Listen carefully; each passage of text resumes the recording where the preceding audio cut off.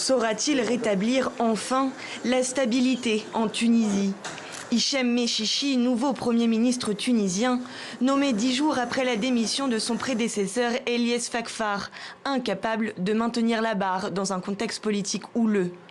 À peine désigné, juste avant 22 h, Hichem Mechichi a pris la parole pour adresser aux Tunisiens un message rassurant. Cette confiance est une grande responsabilité et un grand défi à relever, surtout dans les circonstances que nous vivons actuellement. Nous veillons sur la formation d'un gouvernement à la hauteur des attentes des Tunisiens et qui répondra à leurs revendications légitimes qu'ils attendaient durant toutes ces années.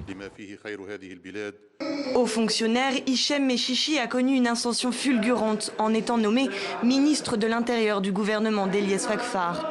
Il était également le premier conseiller du président Kais Saied, chargé des affaires juridiques.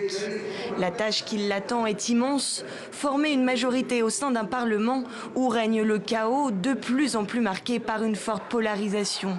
D'un côté, le parti conservateur Ennahda et de l'autre, ses opposants. Certains se réjouissent d'ailleurs de cette nomination. Notre parti n'a pas fait de proposition, nous avons seulement donné des critères. Nous pensons que la personnalité de Mechichi répond à toutes nos attentes.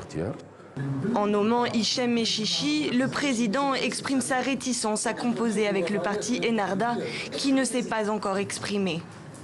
Le nouveau Premier ministre a un mois pour former son gouvernement. Il y aura des conflits. Je crois que surtout le parti Ennahda, il va pas être content parce qu'il va se trouver peut-être, si fort possible, pour la première fois en dehors du gouvernement.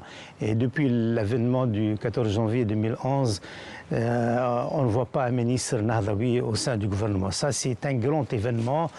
Autre grande échéance pour le parti Ennahda, jeudi prochain, le Parlement décidera du maintien de son chef de file emblématique, Rached Ghannouchi, à la présidence de l'Assemblée nationale.